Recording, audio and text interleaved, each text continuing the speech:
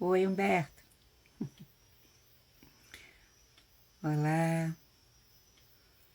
Oi, Ana Lu. Oi, pessoal. Marília. Elaine. Tudo bem? Oi, Miriam. Teremos uma boa noite, eu acho que um bom papo. Glória.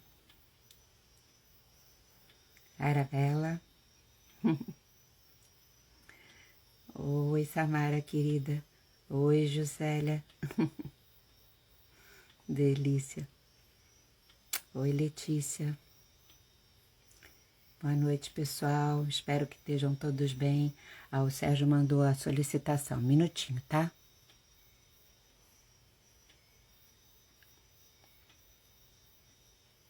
Tudo bem, gente? Espero que a gente tenha aqui uma boa conversa sobre arte, política, psique e elevação. Olá, olá. Acho que o Sérgio está entrando agora. Oi. Ah, Oi, mulher, tudo bem? aham. E Tamo- você? Tudo bem? Quanto tempo, hein? Pois é, né? Faz muito tempo que a gente não se vê. A gente mora no sítio, como vocês sabem, mas o Sérgio fica numa ponta da casa e eu fico na outra. E a gente está que nem a lua nova hoje. Aí, não, a lua nova tá juntinho, Léo. Tá Não, a juntinho. gente tá em oposição aqui. Mas, então, é um prazer estar com vocês todos aqui nessa noite especial, né? Lua nova, coisas novas. Então, vamos vibrar tudo isso. Jenny falando que está com saudade da gente, que bom, a gente também. Saudade de ir nos lugares que a gente deixou de ir faz tempo, e das pessoas, né? Enfim. Então, espero que a gente tenha um encontro, que seja. Estava conversando com o Sérgio antes, que esse encontro reverbere no coração de todos nós, nos nossos também, né? Na nossa conversa. Olá, tive vontade de compartilhar com você algo que me tocou profundamente. Em minha juventude, me formei em música, composição pela UFRJ. Meu sonho era a criação musical. Na década de 80, criei as bandas Jardim das Crises e, mais tarde, a Soberba. Vencemos festivais, viajamos pelo Brasil. Aquilo me parecia uma alegria, ainda que não completa. Em um dado momento, a astrologia surgiu na minha vida e me convocou a servi-la, ou por outra, a servir a consciência e partilhar esse processo. Naquela época, a música era a realização de um desejo, de um sonho, como também uma afirmação do meu ego, de um ego criativo e que me dava muito prazer.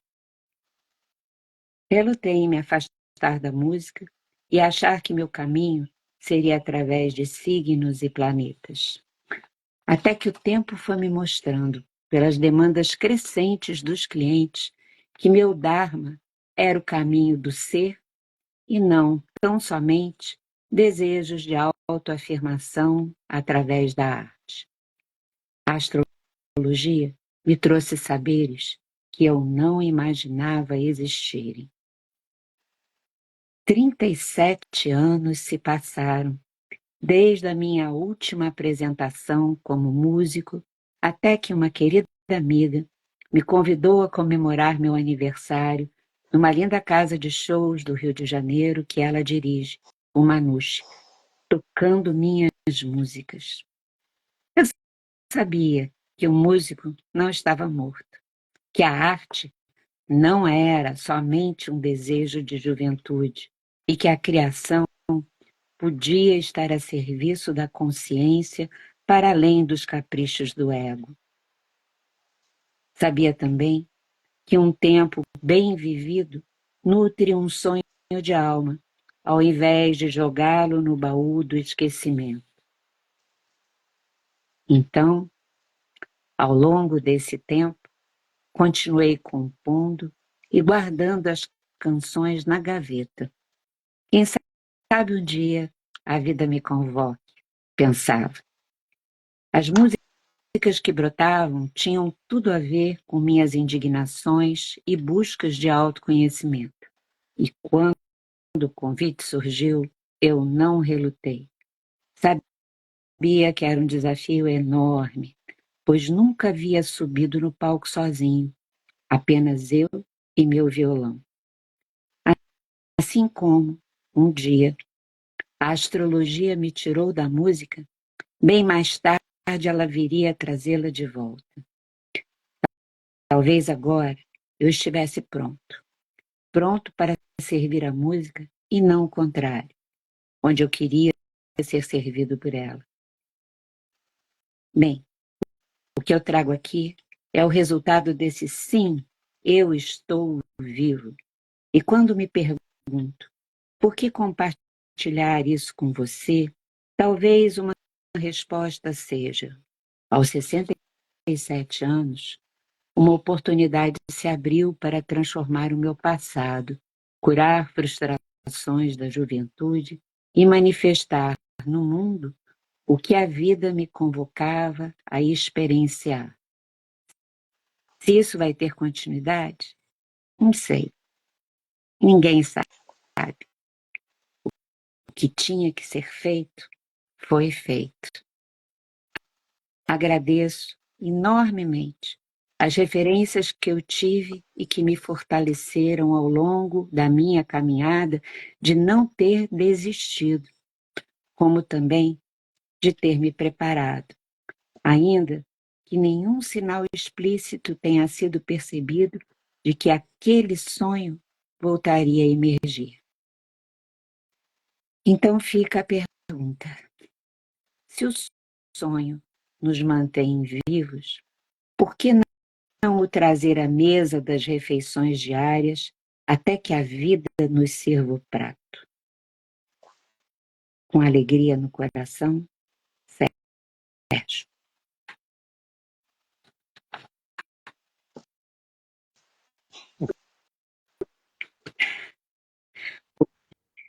Jogou pesado, hein? Jogou pesado.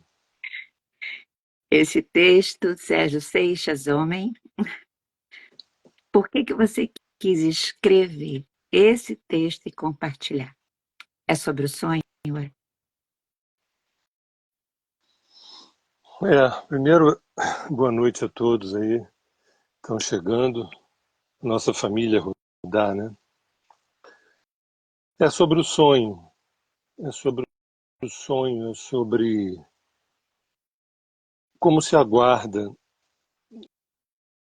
como a gente diz na terra de Rudá, a espera em trabalho, né?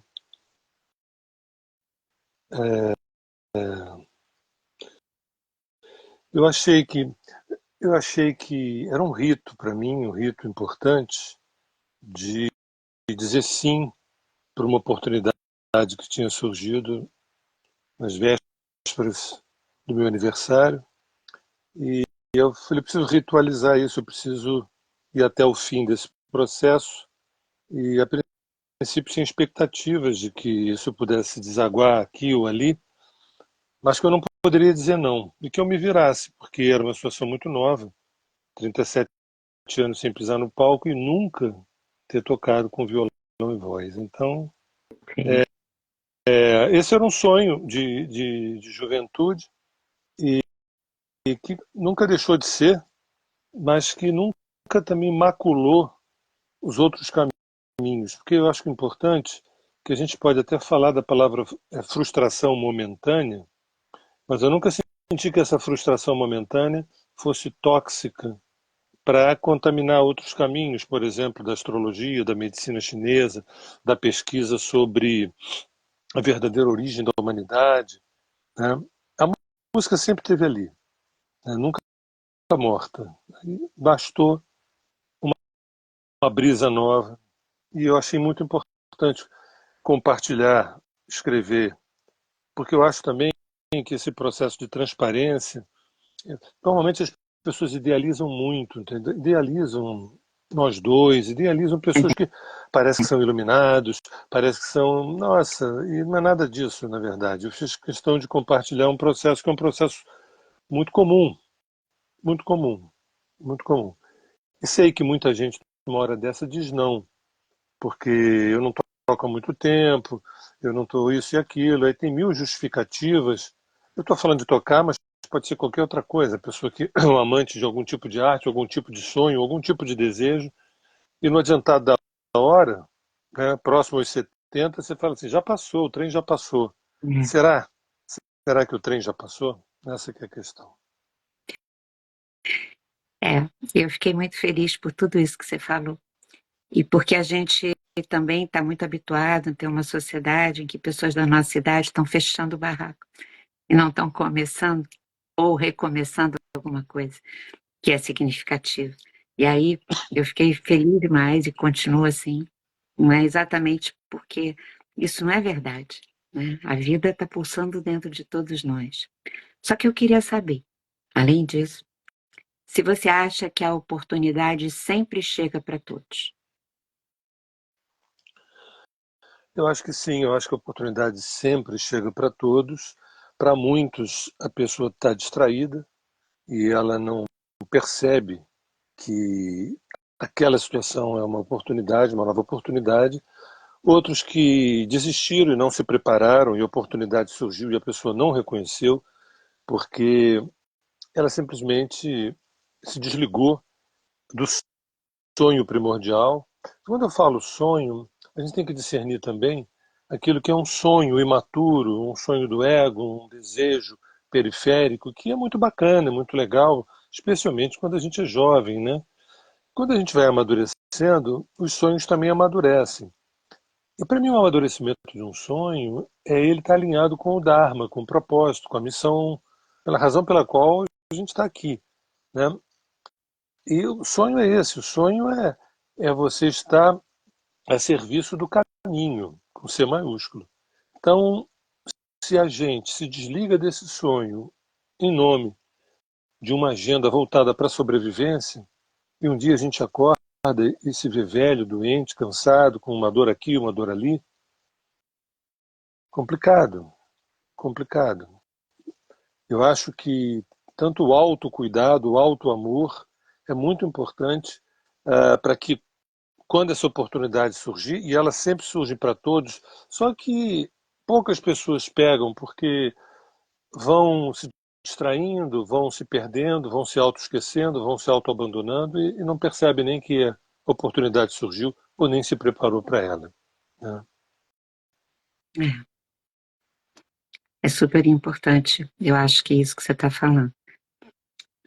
Acho também que muitas vezes, quando o sonho não corresponde à alma da pessoa, é uma coisa de ego, é quase um teste aquilo que surge, né? E acaba que é uma oportunidade que se esvai e não vai trazer realização para a pessoa. Por outro lado, quem não realiza os seus talentos de alma está jogando pela janela uma oportunidade ou uma coisa que é muito maior até do que o prazer imediato, né, de fazer aquilo, mas que é uma questão de realização encarnatória, né, do propósito de vida. Então, tem tantas variáveis sobre esse assunto do sonho, né? Que a gente podia ficar um dia conversando bastante sobre eles mais, assim, né? E dessa questão da oportunidade, o que que a gente faz com ela, né? Que também não É, é sair correndo atrás desesperado, né? me, me incomoda um pouco, me incomoda um pouco, é quando a pessoa fica obcecada pelo sonho e não percebe que aquele sonho está verde, não está É, maduro ainda. E as coisas vão dando errado, vão dando errado, vão dando errado, porque ela não percebe que tem um tipo de amadurecimento. A música, para mim, na minha adolescência e tudo mais, não, eu não estava maduro para ela. Eu não estava maduro para ela. E foi a astrologia, foi todo esse processo que fez com que eu pudesse acordar para que falar sim numa oportunidade dessa, né? Eu falo de uma maneira, até parece que está começando uma nova etapa, agora vou fazer um CD, vou botar as músicas no Spotify, Não, nada disso me passa pela cabeça, nada disso me passa pela cabeça, porque esse evento que aconteceu no Manus, pelo convite, assim, amantíssimo da nossa amiga, né, Alessandra querido, Debs, muito querido. para mim já é o início, meio e o fim, tendo desdobramentos maravilhosos. E se não por acaso não tiver desdobramento, quem sabe por uma falta de mérito anímico da minha parte, eu fiz o que tinha que ser feito, né? Sim, é o que você colocou no texto, lindamente, que me emocionou quando eu li também. Exatamente assim. Que eu acho que nisso fica a gente fazer a nossa parte o tempo todo, né? E entregar, né, o resultado, porque é, o desdobramento disso já não é mais com a nossa, a partir do nosso desejo e ponto, né? Mas é muito importante isso, né, que você escreveu, por isso que eu quis ler o texto, né, de novo aqui, e enfim. Agora, queria saber mais, assim, um pouquinho. Diz pra gente aqui, no pé do nosso ouvido, depois de 37 anos sem tocar, porque eu sou testemunha disso, né? Porque tocou algumas vezes, mas né, agora, nos últimos, sei lá, de 2020 para cá, nunca mais eu tive tocando nada, né? Antes, muito raramente. Mas então, depois de 37 anos sem tocar, sem subir no palco, e sem nunca ter dado um show só com voz e violão, me diz se isso inicialmente foi um desafio autoimposto, se você quis se pôr à prova mais uma vez, ou se você sentiu mesmo uma imposição do alto e do teu self. É a terceira opção. Não sinto como um desafio autoimposto, né? Me querer pôr à prova não é uma coisa que eu use como uma técnica. Quando a situação se apresenta, e essa situação é uma prova, é uma aprovação, é um teste, e esse teste é um teste, via de regra, que coloca frente a frente o ego com o self, eu não posso dizer não. E se eu tiver, digamos, pouco preparado para esse embate, certamente eu vou aprender algumas coisas com algumas derrotas justas. A gente usa muito o termo derrotas lúcidas ou derrotas justas, né? Então, quando se tem a perspectiva da derrota ser uma aliada, você está na pista, você está no campo, é para chuva e é para sol também. Então é essa opção, né, de que algo que veio do alto, algo que veio de dentro, que eu digo ok, eu aceito, né? Agora, para ter esse discernimento, é preciso a gente se conhecer um tanto, né? Para poder fazer essa É, diferença. Né? E é. é isso que às vezes dá uma atrapalhada, eu acho, que aí, né? Às vezes as pessoas deixam de fazer alguma coisa ou saem fazendo, né? Ou todos nós, pode acontecer isso com a gente também, né? Em qualquer situação. A gente precisa estar de olho, né, no que se passa dentro, conhecendo, né, como é que a gente funciona particularmente, né? Senão o risco da gente se atrapalhar é grande, assim, né? E às vezes se botar a prova para quê? Né? Um gasto de energia inútil, se for o caso, Exatamente. E né? às vezes é uma coisa de Coisa ego também. egóica. Você se coloca à É? prova, se Sim. coloca à prova para mostrar para você ou para outros e Não, né? Em não dá para compensação, gastar tanta energia assim. é, tem uma coisa desse sentir, né? Enfim, sentir que aquilo veio lá de uma profundeza e de algo que é teu, né? Que te pertence, né? Agora, o que que você sentiu primeiro com o convite, depois com a preparação e depois o show e o dia seguinte? O que que você foi sentindo, assim? Faz um relato para nós. É, o, Por que que eu estou o- pedindo isso? Porque ah, normalmente situações que são importantes para a gente, né, ou cai numa angústia muito grande, ou enfim, né? Então eu estou pedindo para você compartilhar exatamente por conta dessa história da gente ser humano mesmo e ter nossas questões e poder conversar livremente sobre as coisas sem, enfim, né? Tem modelos prévios, né? O que que rolou? não, quando Eu quando a vi, né, algumas Alessandra coisas. Quando a Alessandra me convidou, eu prontamente disse sim, eu não relutei. Eu fiquei imaginando de onde veio esse sim tão pronto, porque muitas pessoas poderiam usar mil argumentos, né? Não subo no palco há muitos anos, ou estou velho, ou sei lá o quê. Eu disse sim imediatamente, e sabendo que eu ia me preparar para isso. Eu ia me preparar para isso. Não foi um impulso, assim, jogar na sorte. Foi uma coisa. E outra coisa também, a sensação é como se a Alessandra tivesse sendo um veículo de alguma coisa que talvez nem ela nem eu soubéssemos exatamente o tamanho, né? Porque, veja bem, a gente está falando de uma situação que parece muito prosaica, muito simples, muito corriqueira. Recebeu um convite para tocar no aniversário, pegou o violão, tocou, quer dizer, tocou num teatro, uma casa de shows, numa casa de espetáculos, né, no Manouche, onde grandes artistas já tocaram lá. Para quem está enferrujado há 37 anos, receber esse convite, tem alguma coisa aí. Eu não fui convidado para tocar num barzinho, assim, entendeu? Foi no Manouche, e aí, opa. Então isso, falei, tem alguma força para além do que eu posso imaginar. Aí eu disse sim, né? Agora, eu sabia duas coisas. Eu sabia, a relação com o palco, comigo, sempre foi uma relação confortável. Na época da música, na época da astrologia, né? Eu sempre me sinto mais à vontade no palco do que fora dele, entendeu? Uhum. Talvez alguém esteja pensando, mas qual é o signo desse cara? Na verdade, eu sou do último dia de Câncer, mas tenho 5 planetas em Leão.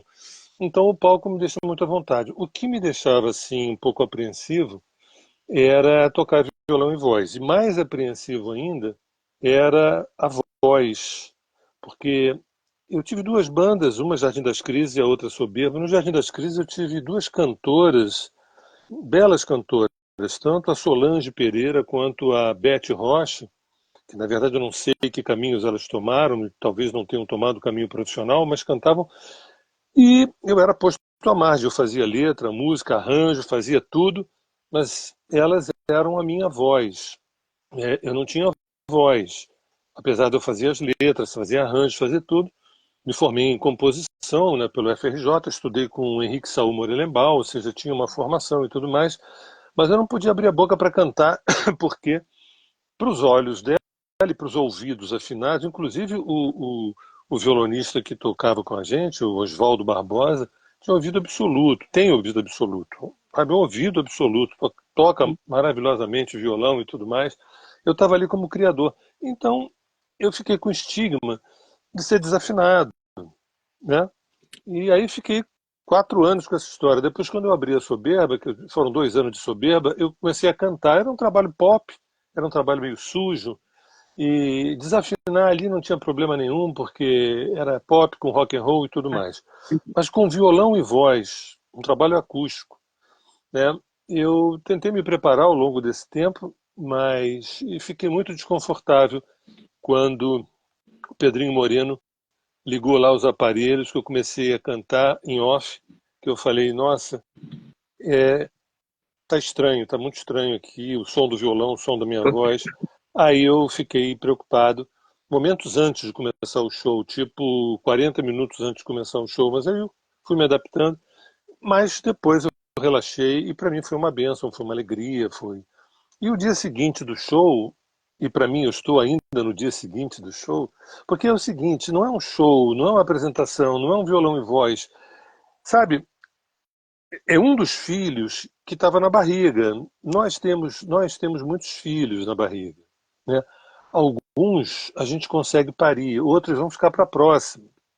Tem gente que morre com quase todos os filhos na barriga, por conta da sobrevivência, por Sim. conta. Então, a barriga dilata e não acontece contração, entende? Então, quando você vê que vai nascer, independente do destino dessa criança, né? E é muito legal você parir com quase 70, com 67 anos, é o início de um novo ciclo. Sabe lá Deus para onde vai isso, né? Então, eu ainda estou no Day After, que é um Day After de agradecimento, agradecimento pleno às forças materiais representadas pela Alê, pela Alessandra Debs, mas também pelas forças é, transhumanas que estão mexendo aí nessa nessa tapeçaria para que alguma coisa, quem sabe, aconteça, né? Eu acho que algumas pessoas surgem na nossa vida como certos anjos sem saberem que são, ou como mensageiros do nosso própria alma, né? E eu acho que a Lê teve essa função aí. Aí eu disse antes de fazer essa pergunta que eu tinha visto certas coisas. E o que eu vi foi você ficar calmo, eu não te via nervoso, assim, transparecendo nervoso, mas extremamente dedicado em recuperar, vamos dizer, os 37 anos, não sei quanto, não, 37 não, mas sei lá quanto tempo sem tocar, porque eu acho que tinha um cuidado também com quem E, é, e fosse exatamente. lá, né? E honrar também o próprio convite da lei. Eu vi isso claramente, né? Como também, sabe, pessoal, eu acho que teve uma coisa significativa e muito, né? E aí na nossa vida, eu até me incluo nisso, porque no ano passado, exatamente na semana do, do aniversário do Sérgio, vocês sabem que a gente tem paixão por bicho e paixão por cachorro, e a gente tinha uma quantidade razoável, 5 Golden Retrievers. E na semana do aniversário do Sérgio, morreu um Golden Retriever nosso, Na muito véspera, amado, na véspera do na aniversário. véspera do aniversário, na véspera ele foi enterrado, né? Foi na madrugada. É, assim, uma coisa, um ser maravilhoso. E logo depois do aniversário morreu um outro.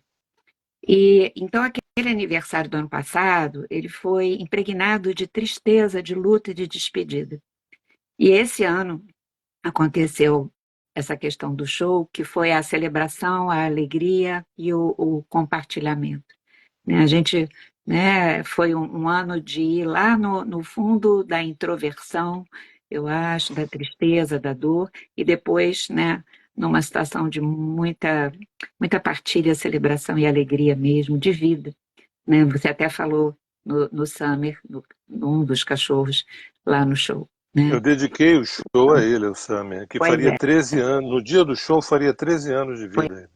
Pois é, e o quanto isso também é simbólico de tanta coisa que a gente, né, quantas mortes a gente tem que viver e quantas vezes a gente tem que nascer de novo, e a vida traz, né, essas possibilidades, assim, né.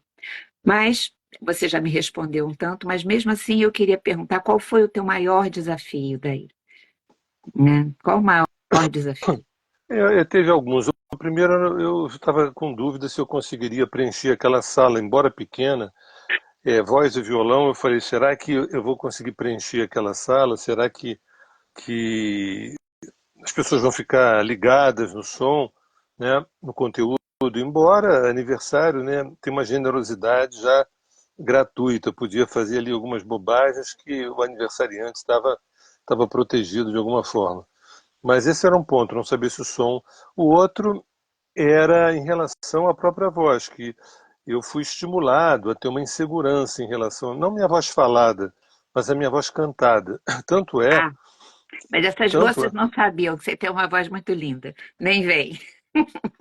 não, a minha voz falada, agora a minha voz cantada, Não. para uma pessoa que tem um ouvido mais apurado, percebe que todo o meu show está repleto de pequenas desafinações que não comprometem, não comprometem. Aí, às vezes, quando eu ouço, né, eu fico assim um pouco mal, porque percebo várias pequenas desafinações, e por outro lado, eu também eu sou mestre em conceituar, eu sou mestre em conceituar, e aí eu fico assim, mas olha, é tão lindo você poder transitar entre o canto e a palavra falada, o canto e a palavra falada, entendeu? Olha, É, e aqui eu falei, tá tudo certo, tá tudo bem, entendeu? olha, claro que eu percebo também, apesar de eu não ser, né, não sou música, eu percebo, mas sabe, o que eu acho lindo é poder cantar, poder fazer, É, poder assumir aquilo que você faz, o que você é, sabe? E cada um de nós, sabe? É isso para mim que é encantador. E não tem que ser a perfeição da perfeição. Tem pessoas que são cantores que são perfeitos, é maravilhoso da gente ouvir também. Mas, sabe, o mais, sei lá, tesudo da vida não é ser perfeito, é poder viver, é poder fazer, né? E aí, por causa disso, me diz aqui e diz para nós todos, né? Por que esse nome, o nome do show, Mel de Asfalto?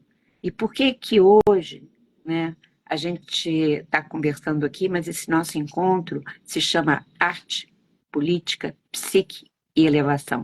Devo contar para o pessoal que eu propus para o Sérgio fazer esse encontro, e aí ele veio com esse nome, tá bom? Né, eu convidei ele para a gente conversar com vocês junto. Então, arte, política, psique e elevação. Antes eu queria fazer um comentário. Desde da pandemia para cá eu já fiz sei lá quantas lives, né? E nenhuma das lives que eu fiz teve tantos comentários quanto estão tendo hoje. E eu tenho eu tenho a minha explicação para isso. Quase todas as lives foram conteúdos expostos, foram quase que aulas, né? Então era um silêncio absoluto. E agora, quando a gente fala da própria vida, das vulnerabilidades, né, dos medos, das inseguranças, das coragens, das potências, dá a impressão de que isso as pessoas se sentem, vamos dizer assim, não numa sala de aula, mas como dissesse assim, poxa, o cara tá, é, porque o que acontece é o seguinte, todo o processo de cura passa por duas coisas, verdade e transparência. A verdade, essa verdade precisa ser expressa, precisa ser transparente, né? O que a gente está fazendo aqui é um processo de cura, meu, da Lígia e de quem a ficha está caindo. Por exemplo, eu fiquei muito tocado, tem vários vídeos pequenos do show, né? E tem um que me emocionou muito, é da Lígia sorrindo, logo no início do show. Eu fiquei vendo aquele vídeo inúmeras vezes, um vídeo curtinho, né? Vendo inúmeras vezes, porque eu percebi ali uma menina que ainda não tinha sido maculada, vamos dizer, e não será nunca mais maculada, nem nunca foi maculada, pelas cascas da adultice, vamos dizer assim, pelas camadas da adultice. E aquele sorriso era um sorriso tão puro, de uma inocência, que de vez em quando eu volto para. Porque isso a gente também perde de alguma forma. Mas perde a modo de dizer, né? Às vezes, toda essa inocência nossa, a gente fez um livro sobre isso, né? Aparição da Presença, que é o livro da inocência madura, que a gente caminha no nosso trabalho para chegar na inocência, não na ingenuidade, mas chegar na inocência. Então, todo esse processo de verdade e transparência, falando desse sorriso da Lígia num vídeo, que ela foi pega de surpresa, assim, ela não estava nem olhando para a câmera e tudo. Acho que quem filmou foi minha Foi. irmã, acho que quem filmou foi minha irmã, a É, Vera. Vera. Pois é, tudo isso é um processo que eu acho que acaba mexendo com a gente, mexendo com quem está assistindo aí. Eu insisto que eu nunca vi tantos comentários em tantas lives que eu já dei. Pois Mas, é, mas eu acho que tem uma coisa, assim, só para completar isso que você falou. Eu tava muito feliz de ver tudo isso que você está compartilhando, contando aqui, né? Exatamente por isso, sabe? Por ter é uma questão muito humana e muito verdadeira, muito transparente, né? E foi isso que provocou lá aquele meu riso, para você saber. mas antes do riso, eu me lembro que eu falei para a Lígia que o nome do show era Mel de Asfalto. Perguntei se ela tinha gostado, ela disse que não tinha gostado do nome do show, porque ela sentia, ela tinha uma sensação de um mel de asfalto, uma coisa áspera na boca, vamos dizer assim. Cada vez, gente, que eu ouvi essa palavra, esse título, minha palavra, me dava uma sensação física aflitiva, de alguma coisa muito áspero na boca. Pois é, eu fiz um textinho que eu divulguei o show, onde eu falava que eu tenho uma poética em farpas e uma música em feltros. Me chamei de um artista agridoce que tem essa combinação entre farpas e feltros. O mel de asfalto dialoga isso, né? É um mel de asfalto, um mel que surge do nosso asfalto, do asfalto da nossa urbanidade, da nossa, do nosso cinza, também pode surgir um mel. E as músicas falam disso.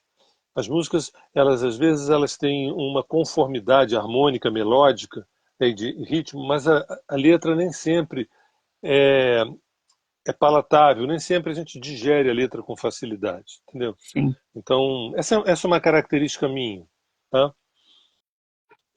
Você me perguntou, por que do Não, título, né? É, Bom, o meu de asfalto, eu entendi direitinho e é necessário, né? Tirar o mel do asfalto. Na verdade, é necessário. Só que me pois dá é. uma aflição física. Me mexe com o meu corpo. O que que eu vou fazer? Mas eu queria saber, a outra pergunta foi por que arte, política, psique e elevação, para você falar um pouquinho disso. A arte não precisa falar, a gente está falando de música, a gente está falando de toda uma trajetória de formação da música. Antes de eu pensar em astrologia, eu já era formado em música, já tocava, já e tinha um objetivo musical. A astrologia veio em 1981, a música começou comigo lá em 75, 76, 77, a música veio chegar em 81. Então, a arte, sim, é, a psique, é difícil a gente abrir a boca para falar qualquer coisa sem o aspecto subjetivo, o aspecto simbólico, o aspecto arquetípico das escolhas e das conquistas. Então a psique está sempre presente, né? É política, porque é claro que as pessoas às vezes quando pensam na palavra política logo pensam em alguma coisa partidária. E eu estou longe disso. Política é o ato de você se exercer, é o ato de você se exercer no mundo, de preferência na sua integralidade, se possível, na sua integralidade. Quanto mais íntegro, quanto mais ético, quanto mais transparente. Isto é política. A gente está acostumado. Eu não vou entrar, não vou desenvolver isso, mas é sempre bom dar uma lembrança. Para você ser um chefe de Estado, você tem que mentir. Para você se eleger, você tem que mentir. Para você ter um poder, você tem que mentir. A mentira, nesses últimos milênios, é fundamental para que você conquiste um posto de poder do ego. Então, e a mentira ela não passa pela cura. Nós estamos aqui para um processo de cura profunda. E a cura profunda tem a ver com o nosso distanciamento do chakra cardíaco, distanciamento do amor. Não digo nem amor pelos filhos, não digo nem amor pelos pais, mas o Sim. amor mais amplo possível. Uma pessoa dessa, que está vibrando no aspecto do amor búdico, do amor mais profundo, não consegue se eleger. A população não vota, a população não se interessa por isso. Então, quando eu trago a palavra política, é como se eu fosse fazer uma espécie de modesto saneamento na palavra. Você exercer a tua integralidade, a tua ética, a tua verdade, a tua vulnerabilidade, isso é um manifesto político, ainda que passe desapercebido. E elevação é tudo isso. A gente está aqui conversando, parece que é uma coisa super agradável, e é super agradável, mas qual é o objetivo final disso? É a gente sair maior, é eu sair maior, é a Lígia sair maior, é nós todos sairmos um pouco maior, porque mexe em algumas reflexões, em alguns conteúdos, né? Tudo que eu faço e tudo que nós fazemos, e na Terra de Rudá também, no 639, no aplicativo, é a tentativa das pessoas saírem maiores, sabe? Maiores, mas sempre do tamanho, na verdade, que elas são, não maiores do que elas são. A gente aqui no processo não é idealizar ninguém, né? Mas a gente tem uma resiliência com, a gente tem uma tolerância com nosso apequenamento, a gente vai se acostumando com o apequenamento, e a arte, por exemplo, é um grito contra esse apequenamento. Só que eu também sinto que a arte, com A minúsculo, ela vai até um ponto. Ela vai a um ponto da afirmação do ego, bababá, e depois vai a um ponto que é um ponto polarizado, de você afirmar determinados pontos políticos e tudo mais, que isso é legal até certo ponto. E né, eu tenho ascendente escorpião, eu tenho Urano do lado do Sol, eu tenho Netuno na 12. E o que me interessa para onde vai dar tudo isso, né?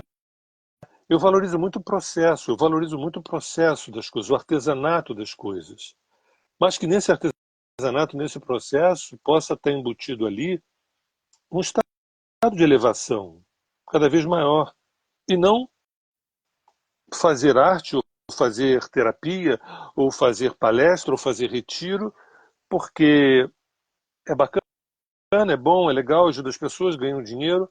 Não, a gente está aqui para esse processo de ascensão, de elevação. Então, essa foi a tentativa de botar essas 4 palavras mais provocativas aí. Sim. É, afinal, as 4 estão presentes na nossa vida, quer a gente tenha consciência ou não o tempo inteiro, quer a gente preste atenção ou não, né? É, só para completar um pouquinho, eu queria que você falasse um pouquinho do Dharma da arte e da política. Ué, eu acho que o Dharma da arte é um processo também arqueológico de facilitar com que as pessoas possam abrir e deixar que haja uma emergência de eus que estavam enrustidos. Todos nós temos muitos eus. E esse momento de Plutão em Aquário, por exemplo, vai ser uma oportunidade, está sendo uma oportunidade gigantesca da gente poder dizer sim, eu quero conhecer todos os meus eus, ou o máximo dos eus que moram em mim. Afinal de contas, quantas encarnações eu tive? Afinal de contas, qual é a minha idade real? Quantos anos eu tenho? Centenas, milênios? Quantos? Então, eu sou racional, eu sou emocional, eu sou intuitivo, né? Eu sou um artista, eu lido com. Ou seja, tem uma palheta, e a função da arte é abrir para que essa emergência de recursos, de dons, de talentos, não profissionais da arte, não, mas no mundo. No mundo. Sim, Às vezes a gente tem um problema, às vezes a gente tem um problema no trabalho, na família, na relação com alguém, né? E a gente não tem criatividade para poder resolver aquilo. A gente tem como se tivesse uma régua. A gente como se tivesse uma régua, às vezes um esquadro, para resolver e aquilo fica anguloso, aquilo fica, sabe? Quando na verdade a arte ela tem curvas e tem retas, mas elas têm curvas como dizer assim, vão por um outro caminho, né? A poética, a arte ela encarna o paradoxo da vida, né? Então isso é maravilhoso. E o Dharma para mim, o Dharma da política é poder você pensar no bem público uhum, através é, através de olhar para a alma daquela população. Eu poderia até falar coisas que todos falam, do tipo assim, diminuir as diferenças, as distâncias financeiras, né? Pensar na fome, na miséria, tudo isso. Mas tudo isso é consequência de algo anterior que é eu não me interesso por quem você é. Né? uhum. Eu não me interesso. Eu me interesso pelo teu Tô nem aí. voto, mas eu não me interesso por quem você é. Isso já começa dentro de casa, muitas vezes em relação aos pais, em relação aos filhos, os filhos em relação aos pais. Isso é extensivo em relação à vida pública. Então, os políticos, quando chegam lá, os melhores, eles querem ajudar a sociedade, querem dar um pouco mais de conforto aqui e ali, mas a grande maioria não conhece a alma desse povo, entendeu? Então, para mim, o Dharma da política é alguém que consiga ser um veículo, né, de fazer a leitura da alma desse povo, né, com aquilo que ela precisa se exercer no mundo, em termos de dons, recursos, porque você passar uma existência correndo atrás do prejuízo para pagar boleto e tudo mais, aí se aposentar cansado e doente, sem energia para começar, tem alguma coisa muito errada. E acaba que a política, tal qual a gente conhece, passa a ser conivente com isso. Sim. Assim, para mim, a arte tem a ver com o que você fez em função do show.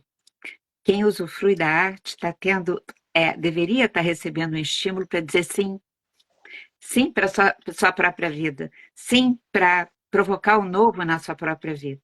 Né? Para mim, é essa que é o Dharma da arte, que foi exatamente, eu acho que está entrelaçado com a questão do teu show, de tudo isso que a gente está conversando, por conta desse Dharma, né?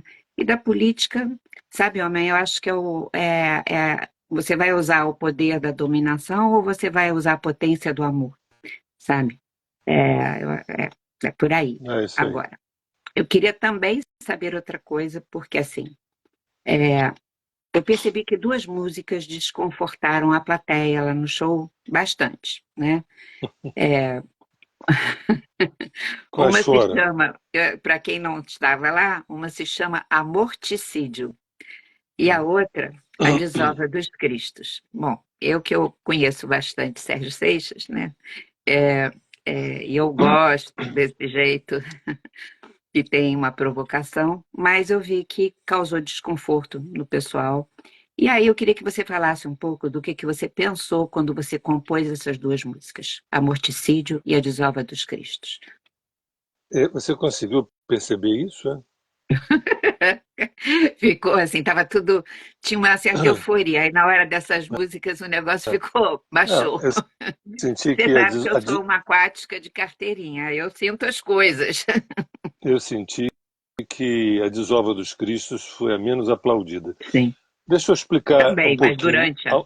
A Morticídio foi a única música que eu fiz para o show.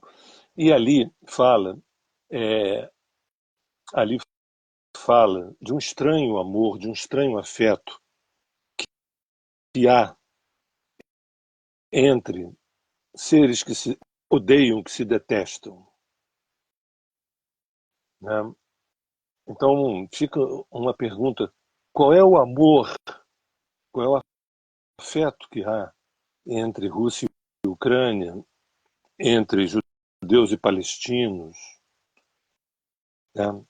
Então descreve ali uma relação como se fosse uma relação erótica entre dois inimigos que se abraçam e que o objetivo é a morte.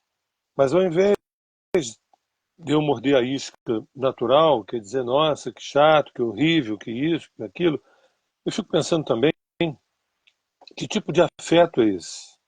Tanto é que é amorticídio, né? Que tipo de amor é esse? Tanto é que na letra fala de Fat Man, Little Boy, que eram as bombas atômicas que foram jogadas em Hiroshima e Nagasaki em 1945. Era o No nome, meio né, da música, dado, era o é apelido das bombas. Fat Man, Little Boy aparece na letra. Claro que para quem de repente chegou ontem, chegou ontem, não vai lembrar disso, mas é para. Então, eu vou dando um cunho. Inclusive, a música é bem convidativa. A dança, uma coisa leve, agradável, Sim, está tem falando de amor, mas uma. está falando de um amor entre dois inimigos. Será que eu chamo isso de amor? Será que essa é uma manifestação de amor? Será que essa é uma das palhetas? O ódio, o ressentimento, a mágoa, a vingança é um tipo de afeto que a gente poderia chamar de um tipo de amor, entendeu? Então essa foi a provocação do amorticídio, e eu corri ali um risco, porque se você prestar mal atenção, dá a impressão de que é uma música homofóbica, Sim, porque está falando de dois homens que se agarram e bababá e dadadá, quando na verdade eles se agarram porque estão brigando, estão lutando, né? Hipoteticamente a serviço de seus países. Mas isso. E por que eu fiz essa música? Eu até brinquei no show dizendo que eu acho que quem fez a letra dessa música foi o astrólogo, sim. porque o que está se anunciando por aí não são coisas, não são bons ventos. O que se anuncia por aí não são bons ventos. Então, relembrar, né, Fat Man, Little Boy, como B-41 também, que era uma linha de bombas também, a B-41, então é isso. E a Desova dos Cristos, essa que eu achei que foi a menos aplaudida, ela é muito perspicaz, porque é, eu nunca conheci, eu na verdade eu nunca conheci um cristão, né?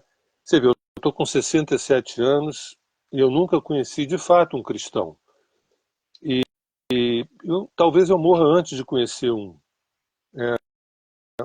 porque o uso que se faz da palavra, o uso que se faz do personagem, né? Eu já vi na boca de gente que quer matar, que quer destruir, que tem um amor que é um amor que vale até certo ponto.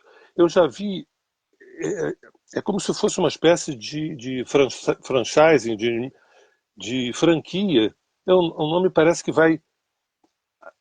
O amor crístico, a experiência crística, que é uma experiência do amor incondicional, né? Eu não conhecia ainda um cristão, de fato, É, entende? sim, O que eu conheço é muita gente que fala em nome dele, né? o nome Pessoas que de matam, que Cristo. falam, pessoas que matam, que roubam, pessoas que gostam, que amam, pessoas de toda sorte. Essa música fala de pessoas de toda sorte que pronunciam a palavra Cristo, né? sim. E isso dá um desconforto, porque é muito comum, você faz uma porção de bobagens, mas você tem Cristo, você está com Cristo, entende? E eu, falei assim, eu sempre tive muita dificuldade, desde criança, essa relação entre teoria e prática.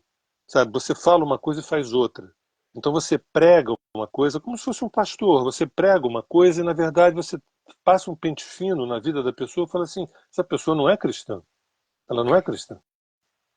Então, essa desova dos Cristos foi para falar de milhões de Cristos, bilhões de Cristos que existem, cada um a seu bel prazer. Ou seja, assim como se diz que Deus é a imagem e semelhança do ser humano, é como se Cristo também pudesse ser a imagem e semelhança da minha necessidade.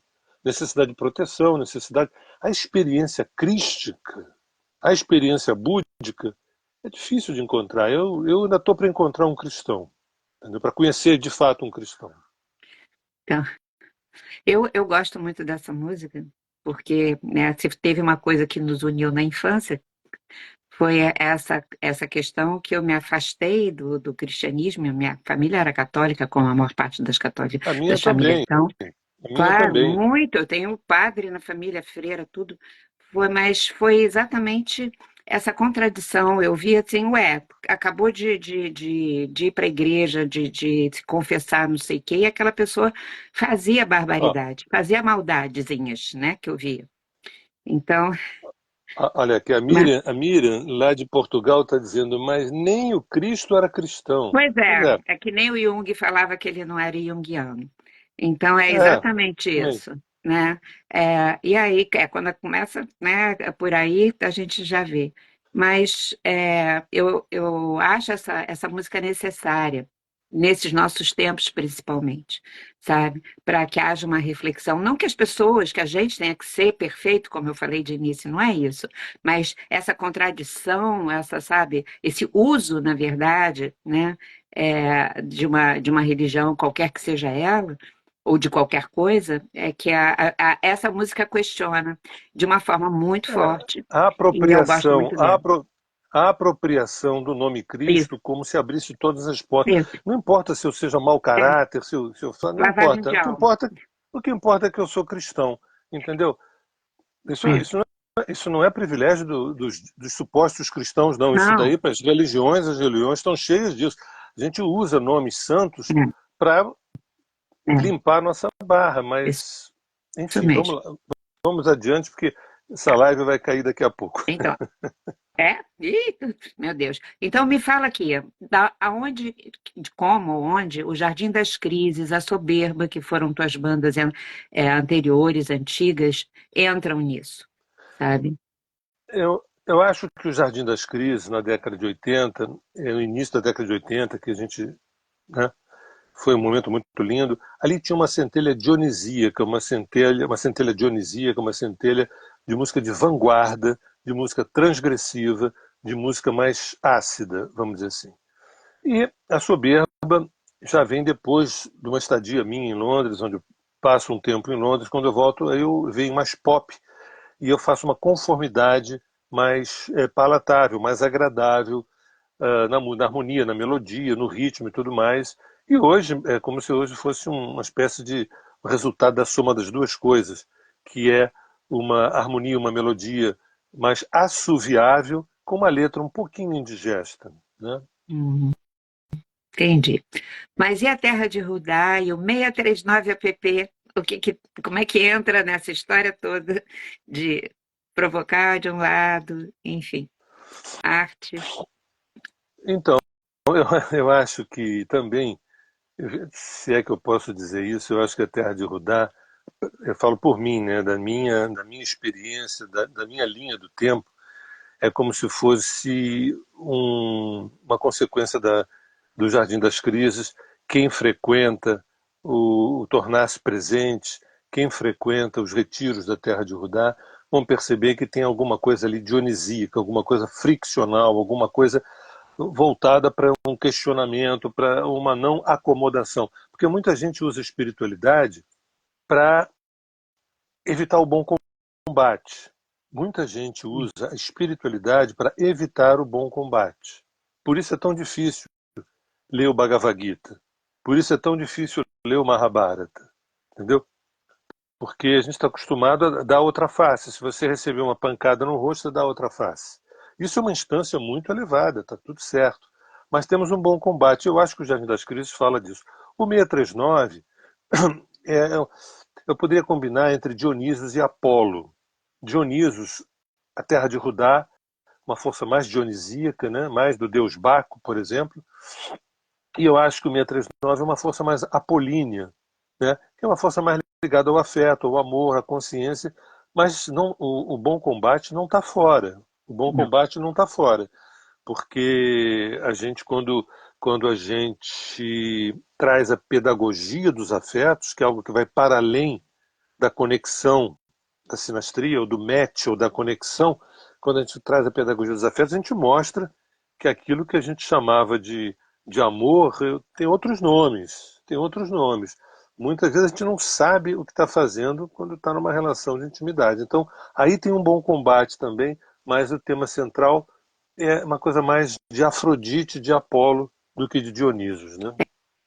Mas eu acho que o 639 já entra com uma coisa no sentido dionisíaco, que já dá uma coisa, uma bagunçada em todo esse negócio de aplicativo, É é, verdade. Já, né? já Quando as pessoas começam começa, a conversar sem se ver, sem ter foto. é, já começa não tendo rosto, É, não tendo imagem, né? pois é, e já é né, uma ousadia e tanto. E a astrologia, como é que ela entra nisso tudo? Onipresente, onipresente. Eu não sei aonde eu estaria, com quem eu estaria, como eu estaria se não fosse astrologia. Tem pessoas que de repente não me conhecem ou não conhecem astrologia e está chegando agora. Pensa que a astrologia tem a ver com previsões, tem a ver com características de signos. Não, não. A astrologia é um livro, a astrologia é um enorme livro sagrado que fala da alma humana. E na medida em que a gente mergulha em 12 arquétipos, em 10 pulsões planetárias, né, em 12 áreas do comportamento humano, ali está tudo ali. Tudo que a gente precisa. Absolutamente tudo que a gente precisa em relação ao amor, ao dinheiro, ao trabalho, à espiritualidade, à família. Então, eu fico. A nossa criação da arqueoastrologia, né, vem dessa indignação das pessoas ainda estarem batendo cabeça quando a astrologia ela pode colocar, não dizendo que em abril vai acontecer isso, ou fevereiro, aquilo que isso é bobagem, ou que você é ariano, é impulsivo, que você é taurino, é apegado, não essas bobagens, mas que revelar o dharma da pessoa. O trabalho que mais chama as pessoas é o mapa dármico, a astrologia dármica. É, é, Isso depois, isso atualmente, né? depois inclusive, depois da pandemia, deu um boom Isso. na astrologia dármica, que as pessoas, para que eu estou fazendo aqui? Qual é o meu propósito? Qual é o meu objetivo? Né?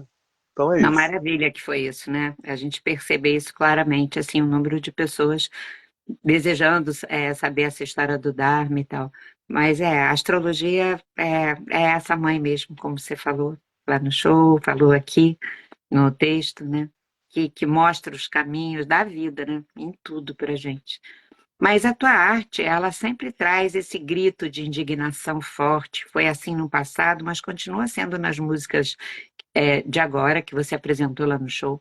Uma indignação forte, muito poético, sempre, mas muitas vezes enigmático, com muitas metáforas, e toca em assuntos que se tenta jogar debaixo do tapete, que as pessoas não querem olhar para ele.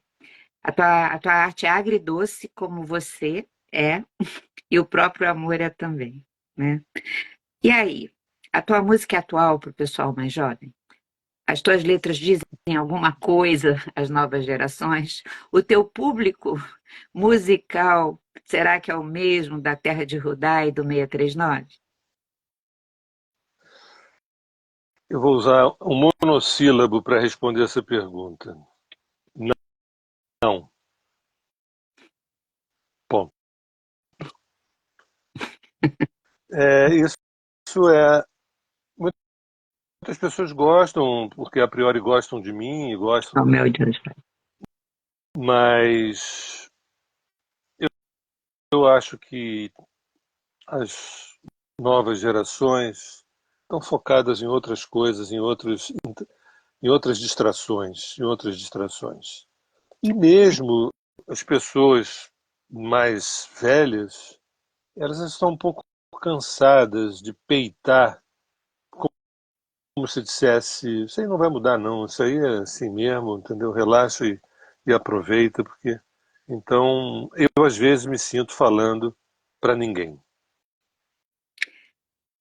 É. Mas sabe, eu acho que também a gente tem observado da pandemia para cá um número crescente de pessoas mais jovens também procurando fazer o mapa dármico, fazer o próprio mapa astral, enfim. E eu acho que, na verdade, essa música agridoce, esses temas indigestos, eles são assim porque eles são muito necessários. Então, do mesmo jeito que todo o trabalho que você faz, que eu faço também, que a Terra de Rudá faz, esses anos todos, que é tocar naquilo que dói, para a gente poder se libertar, se continua na tua música de uma forma muito, muito forte, e por isso mesmo eu sinto que ela é muito necessária, assim, né? Mas como é que você vê o cenário cultural do Brasil hoje? Eu não sei se eu sou a melhor pessoa para responder essa pergunta, mas já que você me fez, eu vou responder do meu jeito. Primeiro, antes de pensar no cenário atual, eu queria dizer que as pessoas que me inspiraram muito lá atrás, né, Caetano, Chico, Gil, Milton, Tom, né, e depois um pouco mais na frente, quer dizer, ainda assim Mutantes, depois Titãs, Arrigo Barnabé, a Lira Paulistana, o Luiz Tati, o Grupo Rumo, né, em São Paulo, Arnaldo Antunes, bem destacadamente. A gente tem hoje Lenine, a gente tem Zélia Duncan, Zé Cabaleiro, pessoas que me tocam, vamos dizer, particularmente, né? E tem muita gente da periferia fazendo músicas que eu tenho pouco acesso e eu sei que são músicas raiz, assim. São músicas raiz, são músicas que falam da nossa cultura. Eu não gosto, quando se fala muito essa coisa de, de sertanejo universitário, por exemplo, que a gente poderia dizer música industrial, música que foi feita para vender, música que foi feita para. Aí eu não me interesso muito, não. Mas você me perguntou sobre o cenário cultural do Brasil hoje, Sim, então eu vou dizer um absurdo aqui, que eu não vou desenvolver esse absurdo, e é possível que 100% das pessoas discordem do que eu vou dizer agora. Mas para mim, dos últimos anos para cá, o evento cultural mais significativo, pasme, tem que ter coragem para dizer isso. Mas você para tem. mim, Fala para aí, que eu também quero ouvir. para mim, o evento mais significativo é o Porta dos Fundos. Eu não vou desenvolver, mas tem gente que acha que é um grupo de humor e tem gente que acha que é um grupo de humor assim sem limites, assim baixo, chulo, essa coisa toda. Eu às vezes tenho vontade de escrever como diria, alguns papers, né, alguns tratados, alguns compêndios sobre o trabalho deles do ponto de vista psicológico, do ponto de vista espiritual, do ponto de vista sociológico, né, que me impacta muito. E eu estou falando de cultura, estou falando inclusive de humor, né, e de enfrentamento com uma série de preconceitos, uma série de verdades institucionalizadas, onde eles vieram. Isso é muito importante porque, para quem nos acompanha na Terra de Rudá e percebe o momento que a gente está vivendo, a gente está vivendo uma segunda Revolução Francesa, começando a viver, com a entrada de Plutão em Aquário, alguns arautos do Plutão em Aquário começam a emergir. Muitos artistas não sabem o que fazer, não sabem o que fazer. Talvez queiram chocar, chocar, chocar. Eu não vejo, por exemplo, Porta dos Fundos com essa função específica, embora eles choquem, não tenha dúvida disso. E Plutão em Aquário é chocante, e o que virá pela frente será muito chocante. mas não por uma coisa assim de querer aparecer, mas porque está emergindo da psique coletiva novas realidades. Então, eu não teria hoje, olhando para o mundo e olhando para o Brasil, grandes nomes tão frescos surgindo que eu pudesse dizer. Talvez eu esteja desatualizado, talvez. Mas eu queria citar o Porta como algo que precisa ser avaliado de um ponto de vista mais sociológico do que simplesmente É, não gosto da maneira chula ou da maneira assim desrespeitosa, né? Então, sim. ainda bem que eu não estou ao vivo para não me jogar em nada, não estou presencial, né, melhor dizendo, para não me jogar em nada, porque eu sei que o Porta dos Fundos, apesar de ter milhões de seguidores, é ame-o ou deixe-o, né? Ame-o ou jogue pedra nele, né? É, Mas vamos lá. eu gosto bem também por conta de uma ousadia de cutucar e de, não, de falar daquilo também que não se gosta de falar. Mas eu ainda, só nesse assunto aqui, rapidinho, é, quando a gente, no início do ano, a gente fez um trabalho de ver como é que seriam os trânsitos do Brasil esse ano, inclusive a gente falou um pouquinho deles lá no Manuje, num determinado momento, e a Lua em Leão, do solstício lá do inverno, tudo caiu na casa 5, do solstício de verão, caiu na casa 5 do Brasil, que seria um sinal astrológico das artes e da cultura terem uma fertilidade maior esse ano para nós, né? E eu fico com assim, o coração esperando ver o que até o final do ano ainda pode acontecer. Essa semana a gente também tem, apesar de tantos desafios, mas essa lua nova em Leão, Lua e Sol juntos em Leão, tem uma energia aí para criatividade maior, né? Agora, Lembrando só uma é, coisa aqui no mapa do Brasil, nós temos a Vênus em Leão, nós pois temos o é, ascendente Peixes, nós temos pois o é, Júpiter conjunção Lua pois é, em Gêmeos na casa 4. pois é. Nós, eu e Lígia, aqui não fazemos parte daqueles que acreditam que o ascendente é aquário. Não. Para nós o ascendente é peixes. Então tem uma configuração que nós somos cultura. Nós somos cultura. Nós, aqui, Brasil é cultura. E pasme, Brasil é educação. Repare como é que a gente se desviou, como é que a gente ainda está batendo cabeça. Né? Mas a gente um dia vai chegar lá. Vamos lá, cada um fazendo aí, se autorizando, dizendo sim para, né, desdobrar seus talentos e vamos indo, né? Bom, e a relação do amor singelo que a gente fez lá atrás com a pedagogia dos afetos e com o mel de asfalto. O que é que você quer saber? Se existe uma relação entre essas três experiências que são experiências criativas na tua vida, né? O amor singelo nós fizemos juntos lá atrás, a pedagogia dos afetos 639 e o mel de asfalto. Eu tenho uma coisa É, minha, mas eu queria te é ouvir. uma tentativa da gente fazer uma respiração boca a boca com o amor É, mais amplo, um amor mais profundo, um amor consciente, um amor dármico, um amor de êxtases maiores. É uma sim, tentativa de fazer uma respiração boca a boca para ressuscitar esse amor que se transformou no verbo gostar. isso, delícia. Agora, lá no show, aqui, eu acho que no texto também você chamou, eu acho que mas no show foi a primeira vez que você chamou a astrologia de tua mãe ontológica. Você sempre se referiu aos pais ontológicos. E aí apareceu a mãe ontológica, a astrologia. E disse que ela te tirou a música e depois te trouxe a música de volta. Explica. Eu fiquei surpreso também com essa afirmação e ela me acometeu na hora e eu não esperava que eu fosse falar isso. Para quem tem quatro, para quem tem, perdão, para quem teve, né? Para quem teve quatro pais ontológicos, né? Nunca citar uma mãe ontológica, uma mãe essencial, uma mãe Hum, primordial e a astrologia que ela me trouxe os grandes peitos, o grande leite da Via Láctea da consciência e graças a ela eu enxergo um pouco melhor. sim. E acho que porque a própria lei veio pela astrologia também, né? A lei Exatamente. Debs. Lá que Exatamente. fez o convite, ela veio por causa da astrologia. Aliás, nós nos conhecemos por causa da astrologia. E Exatamente. por aí vai, né?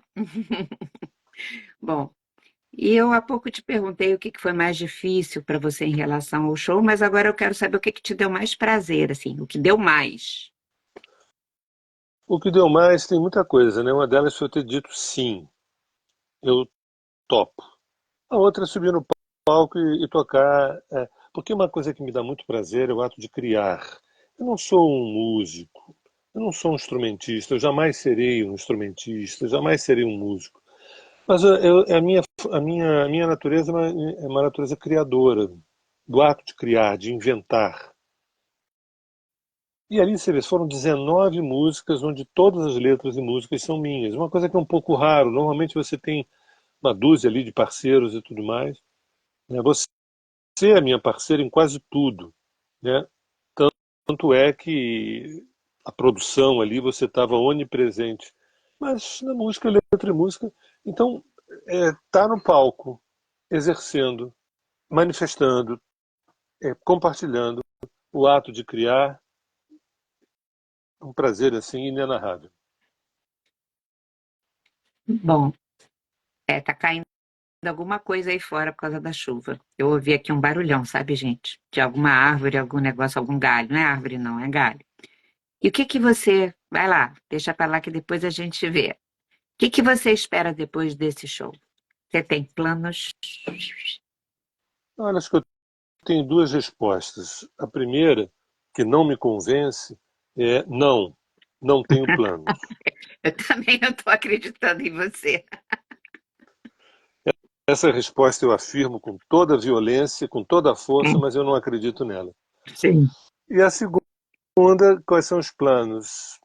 Não botar o violão no saco, mais 37 anos, e continuar tocando, cantando, inventando, criando, e deixando que algumas Alessandras possam surgir, ou quem sabe eu possa parir algumas Alessandras Debs, né, porque também é um jogo de dupla mão, né?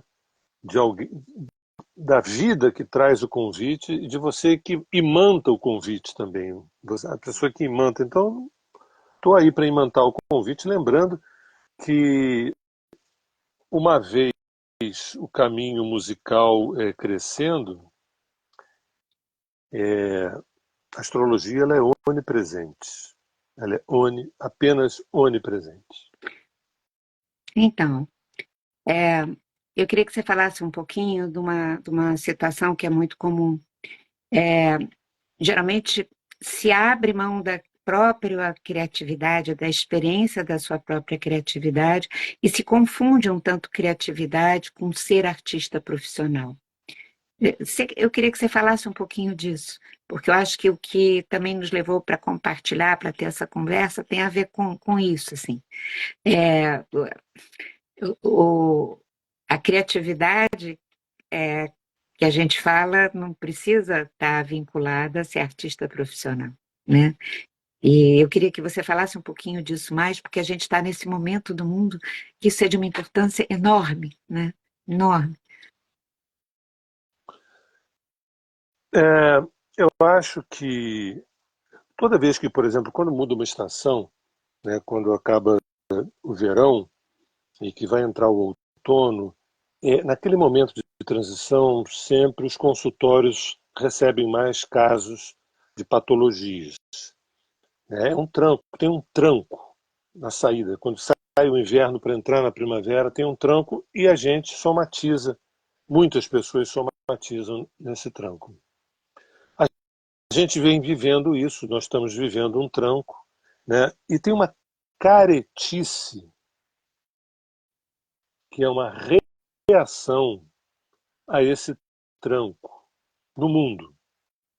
Caretice é uma palavra delicada, é uma palavra soft, né? Tem uma reação a esse tranco, que foi o mesmo tranco que aconteceu em 1778 até 1798, onde pega ali a Revolução Francesa, pega um pouco antes a independência americana, pega o iluminismo, o positivismo, independências de diversos países. A gente está entrando num novo mundo agora. Nós estamos entrando num novo mundo. E é natural que haja uma reação, como se uma estação saísse e desse vazão para uma nova estação. Então está tendo uma reação, não só no Brasil, mas no mundo inteiro, uma reação, modestamente eu chamo de caretice, mas eu poderia chamar também reacionária. Reacionária.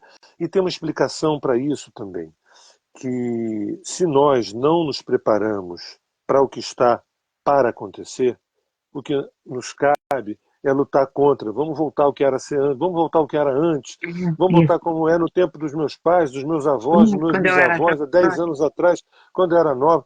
Isso não existe, isso é bobagem. O melhor tempo que a gente vive é o agora. Daqui a 10 anos, o melhor tempo será esse. Qual é o pior tempo? Eu não sei lidar com nada disso. Eu não me preparei. Eu não olhei para mim, eu não me interiorizei, eu não pedi ajuda. Eu não mergulhei em mim. Eu não sei, eu busquei apenas uma proteção, ou numa religião, ou num casamento, ou numa profissão, ou num emprego público, alguma coisa que me desse algum tipo de marquise para me proteger. Aí, a gente tem que lutar para não deixar que os novos ventos venham, mas é impossível. Quem manda, quem manda, não são os nossos desejos periféricos, tampouco os governos. Os governos. Por que será que todos os governos têm sociedades secretas no meio deles? Todos Por estudam que será que todos. astrologia, tarô, É, fazem tudo. por, por que todos os governos são esotéricos, mas ninguém sabe? Por que todos os governos consultam astrologia, tarô? Eu estou falando de todos, sem exceção. Mas, evidentemente, que isso não pode ser dito. A gente sabe que é assim, porque a gente lida com isso. A gente sabe que é assim. No planeta inteiro. Porque eles sabem que agora está mudando um ciclo. E aí, na mudança de ciclo, como é que a gente faz? Que tal a gente levantar um movimento reacionário para impedir que isso acaba sendo uma chacina, isso acaba sendo uma loucura, porque a gente está lutando contra uma onda da psique coletiva, uma onda da psique coletiva. Então, nem sei por que eu respondi isso, por Da que você... criatividade, porque a Ah, gente ah, precisa, e não ah, confundir isso ah. com ser artista profissional, porque a gente precisa, nesse momento, muito que todo mundo esteja exercendo essa potência criativa que existe em si para criar sua vida, para dar respostas, para não ficar repetindo o passado, achando que o passado era bom e agora é uma droga, como você falou. Porque, de um lado, tem todo esse Ah, pessoal aí preparadíssimo ah. para segurar, né, a onda. E a onda, ela está aí, ó, e a gente tem que É, surfá-la. respondendo então, todos nós que somos artistas, nós E, 8 bilhões, e, 8 bilhões de seres humanos, nós que somos artistas não profissionais, a grande maioria, temos a obrigação de dar uma chance para que dentro da gente a gente ressignifique, a gente recrie, a gente reinvente, a gente renasça, a gente viva de fato uma ressurreição.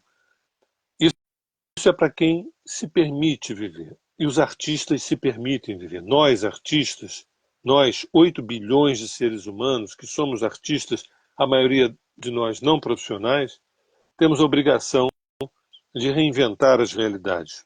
Porque essas realidades são feitas pela psique coletiva. Elas não são impostas por ninguém. Sabe, se você quiser impor uma coisa que não haja anuência da psique coletiva, aquilo não vai vingar. Bem, bom, tem mais alguma? Acho que a gente. não, eu queria, porque a gente já está no nosso tempo, eu queria saber se você gostaria de falar alguma coisa que eu não te perguntei, porque aí a gente vai precisar depois meio se despedir momentaneamente Olha, eu acho das que pessoas. você cobriu, não sei, não acho que não, você cobriu tudo. Fiquei feliz É, aí com as tuas perguntas e fiquei muito feliz com a participação das pessoas, que foi a primeira vez, depois de centenas de lives, que tanta gente comentou sim, sim. aí, né? Tem gente aqui comentando mais ainda. Bom, eu desejo muito, então, vou me dar o direito de falar, que essa nossa conversa tenha um efeito autorizador para muitas pessoas poderem dizer sim, sim, a sua ousadia, a sua criatividade, junto ao seu processo de integração pessoal, de realização da sua vida, claro, com estrutura, com maturidade, mas sim, e que nós estamos juntos, né? Mesmo que não importa, é a telinha, mas energeticamente a gente está caminhando juntos, né? E como nós, tem várias outras pessoas no mundo também. Então, eu queria agradecer muito a presença de todos e agradecer a você, homem, não só pela tua capacidade de perceber os diálogos da vida com você, como ajudar todo mundo a perceber os diálogos da vida com cada pessoa que convive com você ou que pede um trabalho profissional teu, como pela tua coragem de aceitar os desafios e expor tudo isso que você expôs, compartilhando, porque eu acho que isso é muito nutridor do afeto e nutridor desse sim, né? Que a gente precisa tanto dele, né? Então, agradecer muito a vocês todos, né? E todas estarem conosco aqui nessa lua nova que começou hoje, em Leão, que representa exatamente essa Exatamente. força do coração, da criatividade, do amor, do afeto, da ousadia e do brilho, né? Para que a vida seja brilhante, como ela deve ser para todos, né? Você lembrou bem, a gente fez esse nosso encontro numa lua nova, ou seja, é possível que as coisas possam crescer daqui Sim, para frente. tem aqueles planos Gente, lá, e para agra- todos nós, para todo mundo, mulher, né? agradecer você aí por essas perguntas, pela tua ideia, essa ideia da live foi ideia da Lígia. Agradecer a todos por estarmos aqui num domingo a essa hora e agradecer a vida, porque nós estamos vivos e Vivos. podemos dizer sim. Até Tchau, gente. agora. Boa semana. Até agora. Até agora. Tchau. Obrigado. Obrigada.